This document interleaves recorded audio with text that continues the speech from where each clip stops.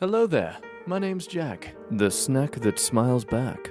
Welcome to Mick. Today's video is all about asking, who is the a-hole? Are they a-holes? Are they not? Does everyone just suck? Only one way to find out. Now remember, if you enjoyed today's content or have a blast, like the video so you can help out the channel. But let's not dilly-dally any longer. It's time to sit back, relax, grab your favorite cup of tea and your best Spotify background music playlist, and let's get started with the stories. Am I the a-hole for wanting my parents to get a divorce?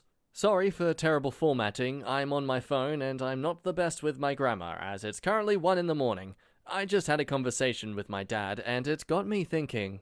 My dad tries to be an actually involved parent and check up with what I'm doing and whatnot. Like, he actually expresses that he cares compared to my mum. My mum is in no way involved with me and only comes to me when she needs something. I'm the one always at fault when something happens. When I first got a phone, a month into having it, I had to switch phones to my most recent old one because her friend needed a phone. My dad, on the other hand, has needed a new phone for the past 4 years. And when her brother got out of prison, he got a new phone with the money that was supposed to be used to get my dad a phone. She was trying to do a good thing, but he got himself into that situation. She could easily explain, my husband or my daughter needs a new phone. Sorry, I would if I could. I was so close to telling my dad everything she had told me that day. My dad actually cares about me and my sister versus my mum. She's the deadbeat one. She's the mentally unstable one who needs help because she has a freaking addiction to pills and drugs. It's unreal and I hate her so much. She always belittles me and always starts a problem before it's even started. Am I the a-hole for wanting my parents to get a divorce? Edit, I haven't said this openly to both parents, but I have said it to my father and he seemed unfazed when I mentioned everyone's waiting for it. My mum has also threatened to divorce over little things. Now, this sounds like a pretty sticky situation to be in, but also one I'm sure a lot of people are somewhat familiar with. Specifically the sensation that only one parent is actually there for you, while the other seems to treat you as more so a housemate. I will say, straight up though, that I don't think you're an a-hole for wanting this to happen. What would make you an a-hole is if you were actively trying to pursue this action. Because as legitimate your concerns are with the way your father and yourself are being treated, we, as the third party to this whole scenario, need to be aware that this is all her side of things. You haven't exactly mentioned your age here, but I'm definitely going to perceive that you are someone under the age of maybe 15. And from my own experience of my family, I definitely believed and was very confident in the reality that my parents were going to divorce at some point. I believed this as young as 7 years old.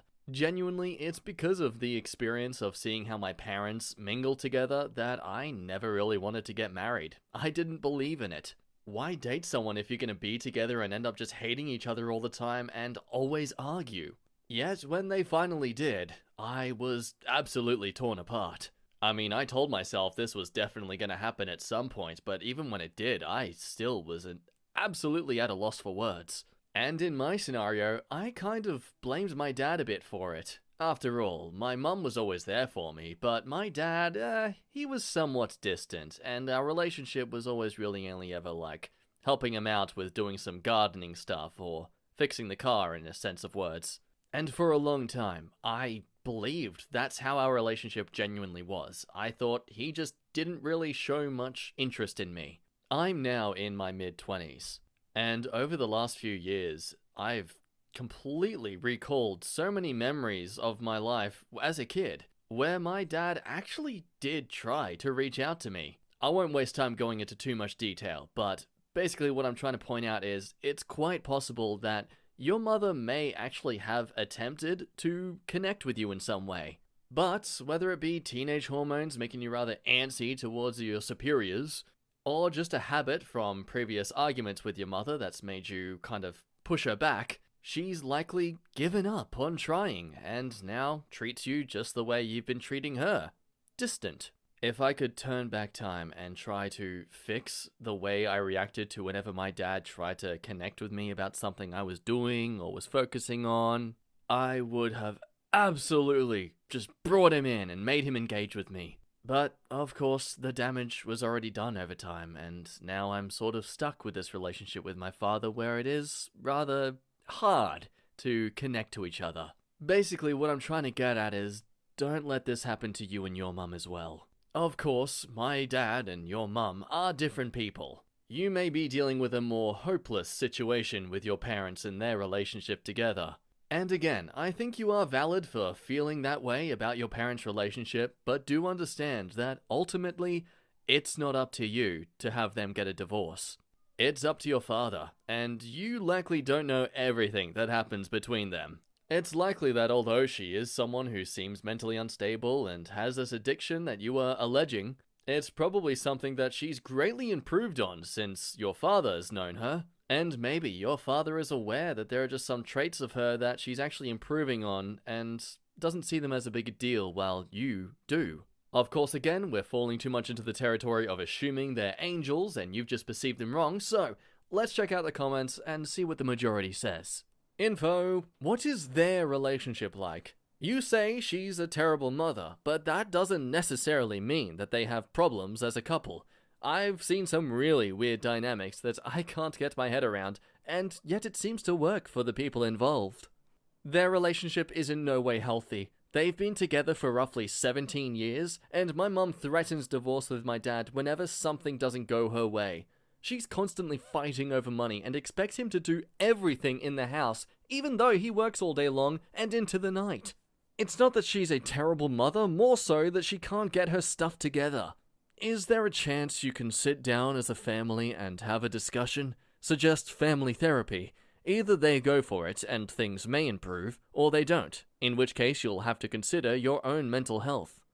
My mum's already shot down family therapy as an option and has made no effort to remotely try it. And if I tried a sit-down talk, it would end in me getting yelled at and grounded to my room for even knows how long.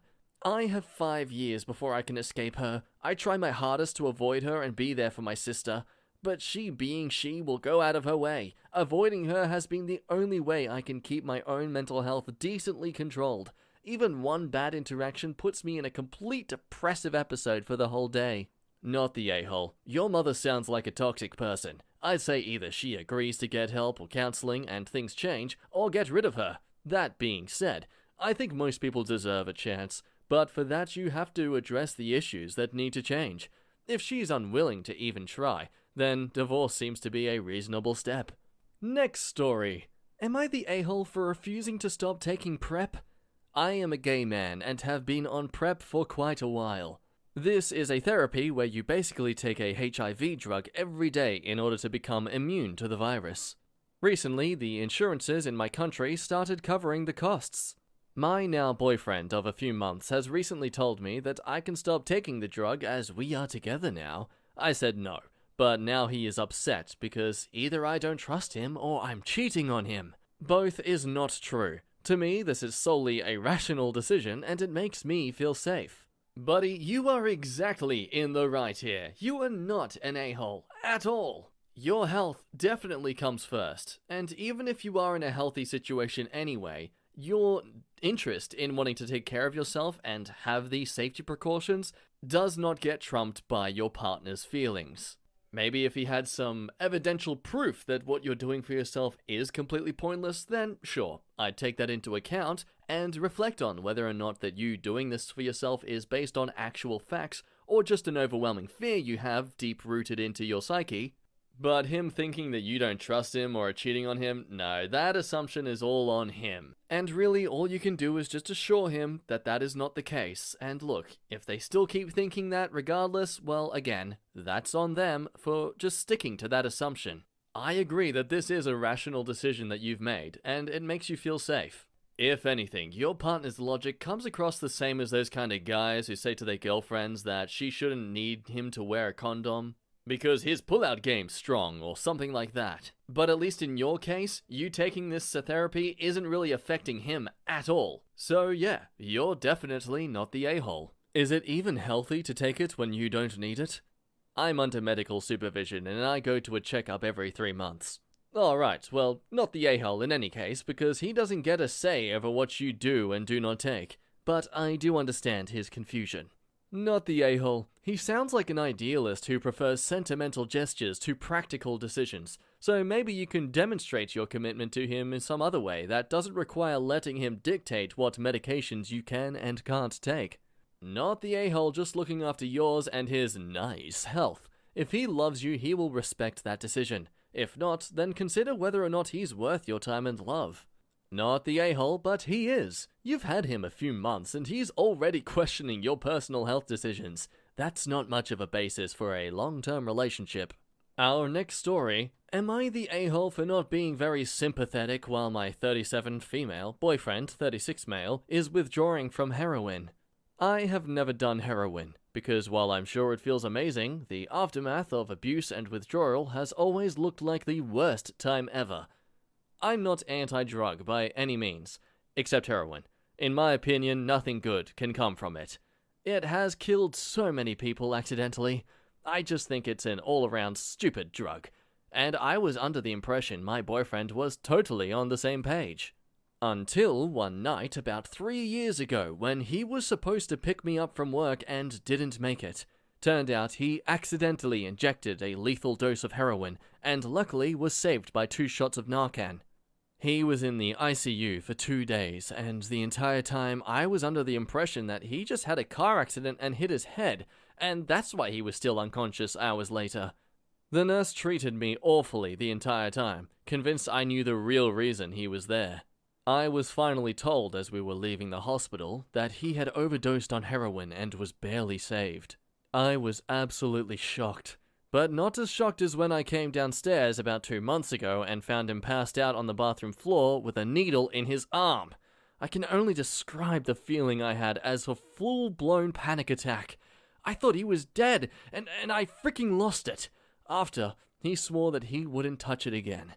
I was totally bewildered as to why on earth he would risk it again after the last time. I do not believe him that he'd only done it again this one time. So, yeah. He went through about 4 days of withdrawal hell. I bought some Narcan just in case he wasn't being honest that he'd never do it again. And I told him he was extremely selfish to do this again, and how we have zero room in our lives for a heroin addiction. Since then, I've been watching for any signs of use, and after accusing him for the past 2 weeks of being on it, he finally admitted that he had slipped up, but still has every intention on continuing to be clean off heroin. I'm super ticked at this point. I don't understand why he would do it again after the misery of withdrawal last time, and now have to start all over again with the withdrawal symptoms. So while I'm being supportive of his getting clean, my hurt and anger are definitely coming through. Last night he was twitching so bad in his sleep, I finally asked him to go sleep in the other room. I'm not offering to make him food or even really acknowledge his physical discomfort. And I have said a couple times, kind of aloud, how this could have all been avoided. And he can definitely see my irritation of having to do all of the stuff we had planned to do together by myself while he's out of commission. Am I the a-hole for not being as helpful and kind as I should or could be? I have to ask, by the way you've written this, are you even interested in dating this guy anymore at this point? I get maybe you're just venting out your frustration. And it's possible you've typed this out while you're in a bit of rage about the whole situation itself. And I'll agree to the fact that you are allowed to feel a bit annoyed and slightly angry that he's done this to you in your relationship. But the first problem I'm noticing is that you've assumed that he's been on the same page as you this entire time. Sure, when you're starting out in a relationship, it's a bit weird to go off a list of things to ensure you guys are all on the same page about. And I think it's fair on you to be a bit upset to find out that this guy is, well, not exactly who you assumed at first. But I think you approached the situation wrong from the get-go. Again, yes, you are allowed to feel upset, but I don't think you're valid to feel betrayed, as you didn't really set this drug boundary with him in the first place. And by what you've said, it doesn't seem like you've really described any effort to help him get rid of this issue. You've mentioned he's trying to quit and that he wants to quit, especially for you, it seems. But instead of trying to do your part by being supportive and encouraging as they're trying to go through this, You seem to want to stay pent up in this feeling of mistrust and betrayal. In a way, you're kind of making it all about you, when really this situation is more about him. Now, I can only imagine how stressful and scary it is to see someone you deeply care about go through such an addiction. And I understand that is maybe where you're coming from, more so fear than frustration at your partner. But even if that is the case, letting it out onto him, expressing it onto him, is definitely not the right path to take. All you're going to do is make him feel worse about himself, and he's just gonna further fall into that pit hole of thinking that he is totally pathetic, and the only way to find some sort of dopamine and happiness with himself is through drugs. So, yes, I'm going to say you're the a-hole in this situation. And I think you need to provide yourself a better outlet for this frustration you're having towards your partner. And hopefully work on a more supportive system for him. But of course, I will also say, if that is something you're not interested in, then you should leave. Reality is, you just may not be the right person for him in this time. And sure, they are your partner, but you are also not obliged to deal with this with him. That is a choice you get to make yourself. And you shouldn't be forced to just because. And yes, that could make things worse for him, but that is not your responsibility. Your only responsibility here should be a supportive friend and girlfriend. But if you'd rather be somewhat selfish and leave him to his own devices, you are free to do that, as long as you are aware that you're doing it purely for yourself and your inability to be more compassionate. Alright, let's get some other opinions. You're the a-hole because you are choosing to stay in a relationship with an addict, but obviously don't know the first thing about addiction. Either you can do your best to support his efforts to get clean, including understanding addiction and withdrawal and relapse, and offer sympathy where it should be placed, or leave. Don't stay in this halfway point of a relationship when you aren't even trying to understand what he is going through. It's not an a-hole thing to be upset over someone being an addict or not understand. It is an a-hole thing to not try to understand and to stay around when you aren't willing to put in proper effort to help him through his struggles. For frick's sake, get him some rehab and educate yourself. I'm actively going through pretty horrid alcohol withdrawals. I know it absolutely pales in comparison to heroin, but it's freaking real. And so is the never-ending thought of relapse. I had hidden liquor bottles all over the house I shared with my significant other. I was embarrassed. I wanted to get better so bad, more than anything. But I was an addict. It's not that simple. If you've had enough, you don't owe anyone anything. Be true to yourself and your own needs no matter what. But just like the person above me said, you can't have it both ways. You either need to be fully there or fully check out. Not the a-hole. I'm sure I'll get downvoted to hell, but frick it. I have CRPS and rely on opioid pain medication to be able to function in my day-to-day life. One screw-up or violation of the contract I signed with my doctor, and I could spend the rest of my life in pain so bad that it causes some people to take their own life. Hence the nickname suicide disease for this condition. I have known other patients with this condition who, due to the opioid epidemic, have ended up dead as their doctors cut off meds to either comply with the CDC guidelines or out of fear were stopping prescribing opioids at all. Some took their own life when pain management was withdrawn. Some died of being in pain. That's actually a thing. You can be in so much pain that it kills you. Taking street drugs is a choice. Eventually, you lose the ability to make choices, but the first time, probably the next few, it's a choice. And you'd have to live under a goddamn rock not to know the risk of addiction, which means your boyfriend made a sober choice to risk addiction to heroin. Frick him. He bought this on himself. I'm out of goddamn patience for people who make terrible life choices, which is costing people with medical conditions their lives. Everyone sucks here. He made his own bed getting into heroin, and enough people have already said why he sucks for that. That said, he's trying to get clean, and withdrawal can be horrid. Why would you not support your boyfriend going through such a horrible time? He's trying to improve, and without your support, how will he succeed? So many people try and fail to quit, and your support, or lack thereof, could be the difference between success and failure. But look out, we've got a challenger. I hate this take. She's dealing with the lies and betrayal that's come from discovering that addiction has twisted both of their lives. And suddenly it's her fault if he doesn't succeed because she's not supportive? At least he knew heroin was going to mess up his life. She's been blindsided. Again. Because addiction makes a liar of those we love. Not being sympathetic isn't the same as punishing him, and she has, in my opinion, every right to be angry. She's finally understanding that this is not going away, and the life she thought they had is not the one they have or are ever going to get.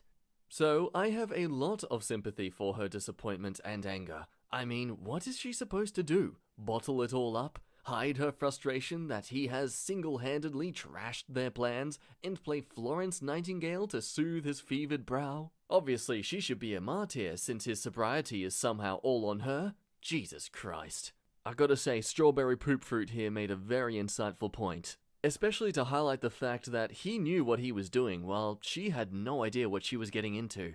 That definitely changes my perspective on this story, and I'm gonna become a bit more sympathetic as well towards her feelings of being frustrated at him. Our next story, am I the a-hole for not agreeing to give up my life for an unborn baby? Me and my husband just had a very heated argument, and now he is peed at me and won't even look at me. So my question is, am I the a-hole? Here is the scenario. I asked my husband if, when I went in to give birth to our last child, then the doctor said that he could only save one of us, me or the baby, which would you choose? For the sake of the debate, the probabilities are the same, and there is absolutely no way to save us both. So, what do you do? He responded that he would save the baby. I find that crazy. I do know lots of people feel that way, but I try to explain why I don't. I said that I believe as a mother of 3 and a caretaker to my mother that my life is more important than that of an unborn baby. He thinks that is completely unreasonable, and how could I not die for our child? I tried to be compassionate to his feelings, but explained that mine would not change. I would like to note that I would give my life for my older children, but I would not give up my life to an unborn baby, hands down, and I will never change my mind on that. So my real questions are, am I the a-hole for feeling that way? Am I the a-hole for refusing to give my life for an unborn baby? And not an am I the a-hole, but how would you choose, and who do you agree with? Thanks in advance. Why the heck did you propose such a question and be shocked when the answer isn't what you wanted it to be? I don't understand that. You should never, ever ask anyone anything if you aren't prepared for the response being what you don't want it to be. I mean, sure, if it's eating away at you and you just need to know what their opinion is or what they're gonna say, okay, ask them the question. But, this scenario, it's just some hypothetical, theoretical, what do you think would you do in this situation? He in no way should be argued with just because his answer wasn't what you wanted it to be. Now, that said, if I was asked this question, I actually would take your side. I genuinely believe that you as a mother and as a grown human being have more worth in life than an unborn child. Your reasons alone are just exactly what I say as well. I do think you are the a-hole for feeling this way, that you think your husband doesn't care as much about you as an unborn child. Again, you literally pinned him with this question through your conversation. He was simply answering based on the circumstances you gave him. And besides, everyone should know that when it comes to hypothetical questions and what people say, that genuinely doesn't actually cross over to real-life scenarios. It's especially known when it comes to people talking about how they'd react in a fight-or-flight situation, like in major vehicle accidents like a plane crash or a car crash. We like to assume that we'd have the mindset to know exactly how to react in those situations, we'd have our heads clear, we'd know to immediately call OOO to check for wounded, all that stuff. But in many cases, and especially recounted by emergency service workers, most people literally freeze. That or they wander around the crash site aimlessly, completely disoriented from what just happened, and not even sure where the hell they are or what they're doing. So in that sense, I doubt your husband would be so clear-headed to save the baby over you if he was actually in that situation. Now, I don't think you're the a-hole for refusing to give your life to an unborn child. And I think, if anything, it's healthy that you brought this up with your partner, because at least he's aware that that's what you'd decide on if you were in that situation. And if anything, I think you should be focusing on that more, that you have finally actually made something like this clear between each other. But of course, the thing to figure out here isn't so much if the question was wrong, but if what you've done in this scenario was wrong. And yeah, I think you're the a-hole in this scenario. Though I will admit, this is a bit of a fine line of the a-hole spectrum when it comes to some stories, so let's see what the comments say.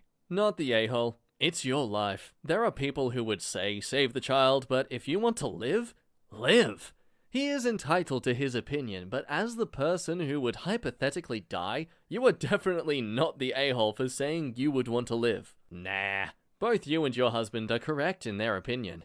Personally, I would give up a critical organ of mine to save my baby, but wouldn't judge someone who won't.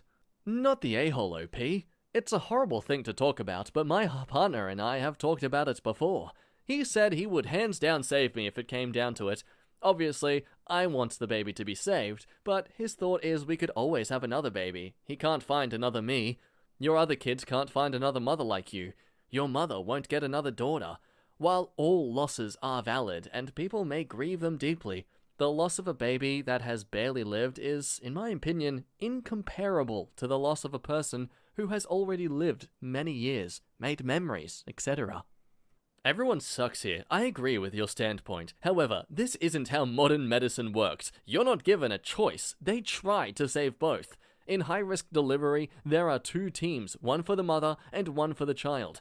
That's why everyone sucks here. You're making an argument out of something that doesn't even work that way. I don't understand. You're picking a fight with your husband by forcing him into a corner by asking him some weird hypothetical question to which there is no good answer? Why? Just why? Everyone sucks here for getting upset at each other over an incredibly hypothetical situation that doesn't reflect reality. Until birth, mum is the life support system for the baby. As far as the baby is concerned, saving mum genuinely gives the baby the best chance of survival. You're the a-hole. You asked. His reasoning was perfectly valid. Don't ask questions when you don't want the answer. Hey, you! So it looks like you've made it to the end of today's video. So, if you're looking at my face, that means you liked the video, so why not prove it and let us all know by liking the video. It really helps the channel out, and I'd really like to one day be making quality content over quantity content, so if you'd like to help me out on that, be sure to subscribe, and click the notification bell so you can always be updated on the latest of our videos. I have a lot of fun sharing these stories with you, letting you know my opinions on them, and reading yours as well. I do read the comments. I don't always comment, but I read the comments. So if you have any feedback, or if there's anything you'd like to talk about, be sure to do so down below. But with that also said, it's the end of the video, which means you're done with me now, so I'm heartbroken, but I will never forget you. I'll see you next time. Bye!